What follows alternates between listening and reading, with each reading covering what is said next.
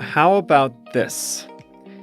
Instead of voting for just one candidate in an election, how would you like to rank everyone that's running? Sounds complicated, but New York City is experimenting with what is called ranked choice voting. Hi there, this is Jeff, and you are listening to Plain English Lesson 383 for Thursday, July 22nd, 2021. As so many of you already know, Plain English is the best place to upgrade your English skills with current events and trending topics. Today's full and complete lesson is available at plainenglish.com/383. That's where you'll find the transcript, translations, how-to video, exercises, quizzes, and more. Visit plainenglish.com/383 for all of that. Coming up today, New York City is experimenting with something called ranked choice voting.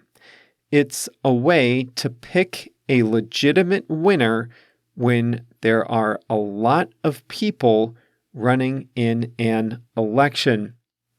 There are some definite advantages to ranked choice voting, but as New York is finding out, there is one very, very big disadvantage. We'll talk about all that in today's lesson, and during the second half of the lesson, I'll show you how to use the English phrasal verb square off. Plus, JR has a song of the week. Let's dive in.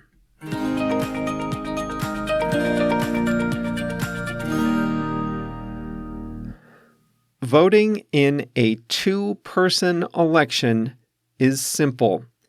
Pick the candidate you like better or dislike less. The candidate with the most votes is the victor. But in elections with more than two people, it gets complicated. In those cases, one candidate may win with a plurality, but not a majority of the votes. That means one candidate won more votes than anyone else, a plurality, but not more than half or 50% of the total votes, which would be considered a majority.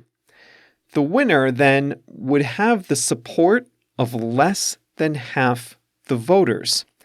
This is called the first past the post system. Here's another difficulty with multi-candidate races. In a three-person race, you might have two candidates on the left politically and one candidate on the right. Let's say that the left-wing candidates win 60% of the vote, but they split the votes equally, each receiving 30%. That would leave the right-wing candidate as the election winner with just 40% of the vote. Something like that happened in two recent American presidential elections. In the year 2000, Ralph Nader, a relatively unserious left-wing candidate, pulled votes away from Al Gore, the Democratic nominee, in effect handing the right-wing candidate, George W. Bush, the presidency with less than half of the total votes. 8 years earlier, the reverse was true, where the relatively left-wing candidate, Bill Clinton, won the presidency with just 43% of the vote after two candidates split the right-wing vote. This is called the spoiler effect, when one long-shot candidate can spoil the majority for their own side. To prevent this, many countries have a runoff system. France is an example. If a candidate doesn't win a majority of the votes in the first round, the top two vote getters square off in a second round runoff election with just the two remaining. But that also has its disadvantages. It's expensive, time-consuming, and requires a second, unpredictable phase of campaigning, not to mention that the top two vote getters may still not produce a clear or satisfying outcome. There is an answer to this dilemma, and that is called ranked choice voting. Under a ranked choice voting system, voters rank all the candidates in preferential order. So they put their first choice at the top, and then they say who is their second favorite, third favorite, fourth favorite candidate, and so on. If nobody wins a majority, then the candidate with the fewest first place votes is eliminated. All of that losing candidate's votes are then redistributed among the other candidates according to individual voters' second place rankings. The system continues, sequentially eliminating the candidates with the fewest votes, redistributing those votes according to preference until one candidate is left with a majority of votes. It's complicated, but it works. Australia has been doing this for a century, and Ireland for at least 99 years. New Zealand has been holding this type of election since 2004, and several Canadian provinces also use this style of voting. A handful of American cities and states are trying it out. There are several clear advantages. The first is that it eliminates the spoiler effect, where a non-serious candidate can pull votes from the person who would otherwise be the winner. Voters can also feel more comfortable voting their conscience.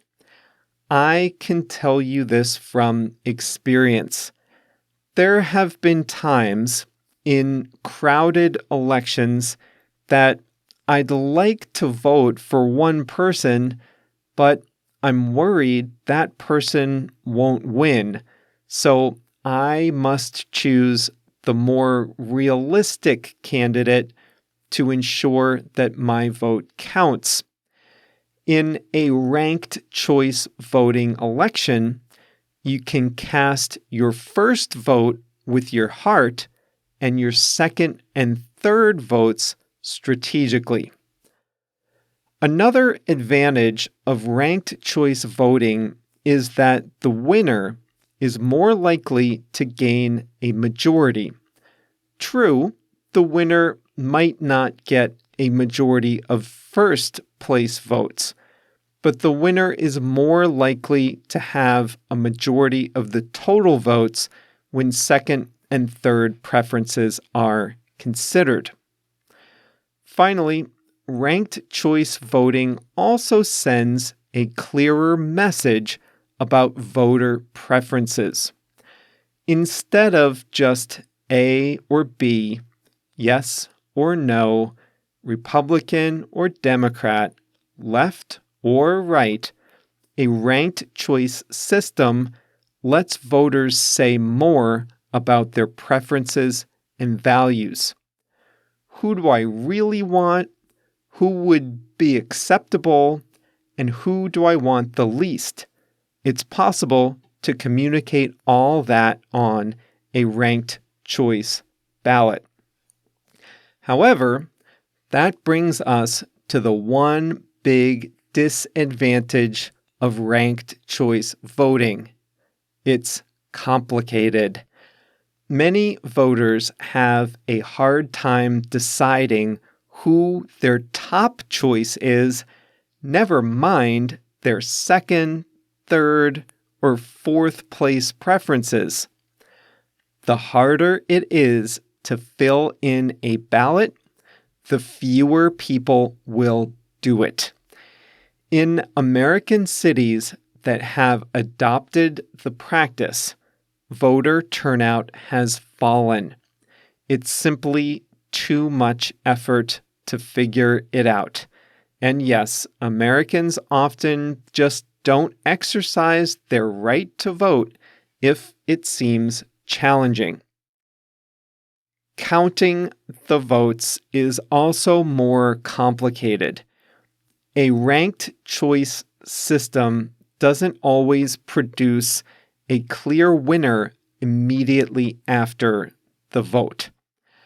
As votes are counted, it's impossible to say who's leading the race because it depends on a complicated system of eliminating candidates and redistributing votes.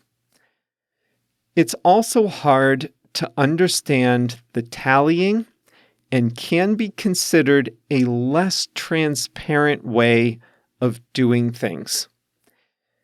In a first-past-the-post system, it's easy to put up a graphic on television showing each candidate's totals and a check mark next to the biggest number noting the winner. Anyone can understand that. But a ranked choice approach involves a complicated series of calculations, and this means you just have to trust the system. New York City passed the option to use ranked choice voting in a 2019 referendum. The election for mayor will be in November. However, the city is heavily skewed toward one political party, the Democrats. So the primary election to choose the Democratic Party nominee is the more important race in deciding who will probably win overall. On June 22nd, 2021, New Yorkers went to the polls to choose the Democratic Party nominee. Weeks later, they still didn't have a decisive winner. The Board of Elections made the controversial decision of releasing preliminary results, which later changed significantly, causing voters to lose confidence in the system. You see, it's a mistake to release preliminary results in a ranked choice system because small changes in vote totals can cause big swings in the race due to the elimination of lesser candidates. To complicate things further, the Board of Elections made mistakes in the counting and had to revise previously released tabulations. It's not all bad news in New York, though. Many of the errors were mistakes in execution, not the design of the election itself. That means they can improve on it in the future. 80% of voters said they prefer this style of voting, and 95% said they had no difficulty filling out the ballot. So at least there's that.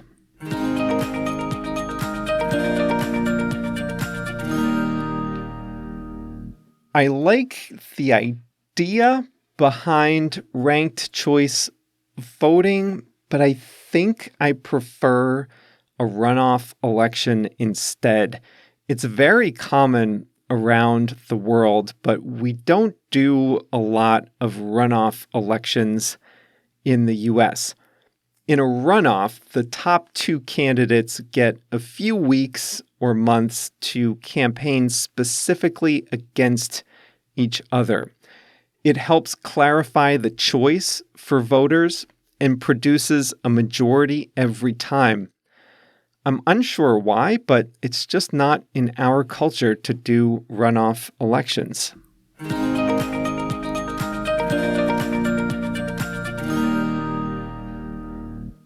Today's expression is a quick one, a phrasal verb with a simple meaning. The expression is square off. We say two people or two sides square off against each other when they directly face each other in competition. And there must be only two sides to square off. Three people cannot square off. It doesn't work that way. Earlier today, we were talking about different ways to hold elections with multiple candidates.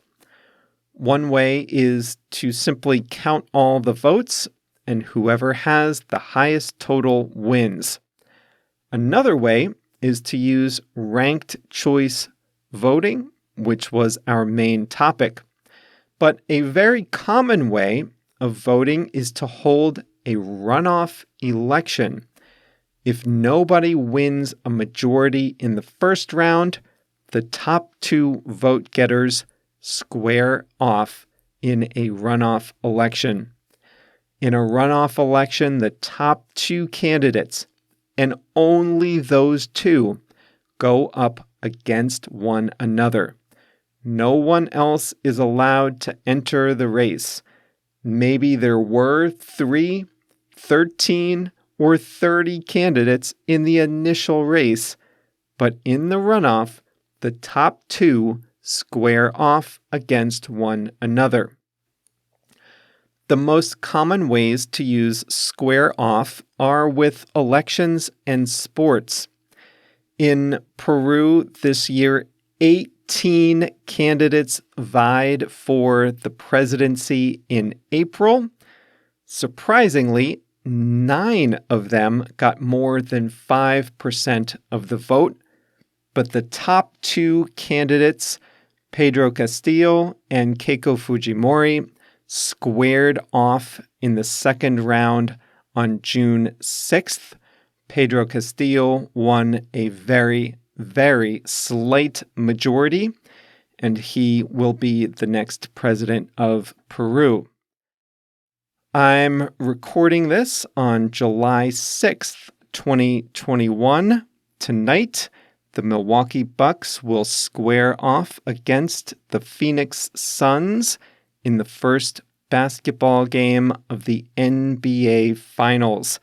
One side against the other side in direct competition. The Bucks square off against the Suns at about 9 o'clock tonight. Wimbledon is also happening right now.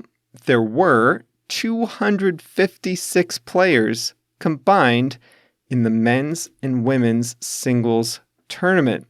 So we would not say they're all squaring off because that's more than 2 competitors. Way more than 2, actually. But in every match, 2 players square off against each other. You see? Yesterday morning, I watched Roger Federer square off against the 26-year-old Italian Lorenzo Sonego. Federer won in straight sets, but Sonego put up a good fight. It's less common to use this phrase outside of sports and elections, but it is possible. In a negotiation, a labor union can square off against company management. Two sides go up against each other during a dispute. In your town, there might be a debate about whether to build a new highway, for example. Some people will be for it, while others will be against it. The two sides might square off at a town council meeting. Two sides can square off in court, especially in a civil trial. A plaintiff can bring a lawsuit against a defendant. If they can't settle their differences outside of court, they go to trial, where attorneys for both sides square off against each other to win a verdict.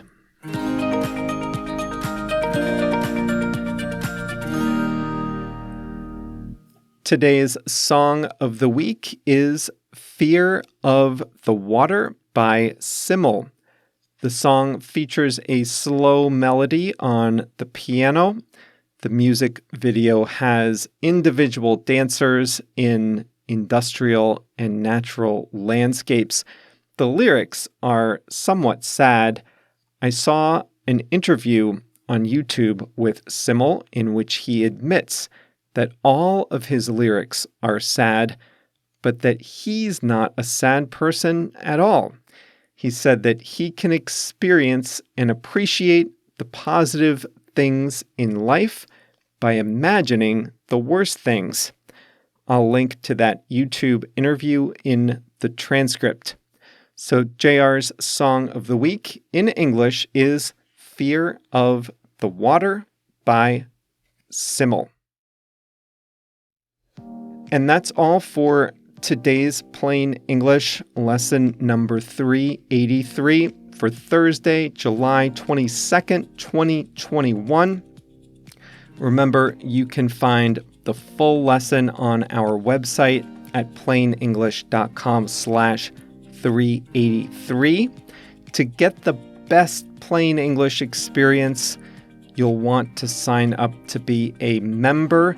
We have a free membership level, which gets you a special homepage and full transcripts of all our 383 lessons and counting. A Plain English Plus membership unlocks even more great resources to help you upgrade your English skills for work or pleasure. If you're not yet signed up, visit us at plainenglish.com and sign up today. Well, tomorrow, July 23rd, marks the 100th anniversary of China's Communist Party. 100 years ago tomorrow, about a dozen activists, including a young Mao Zedong, met in a house in Shanghai. They created what would become the world's most powerful political party, one that has ruled China's billion-plus residents for the last 73 years. And that's what we'll talk about in Monday's lesson. See you then.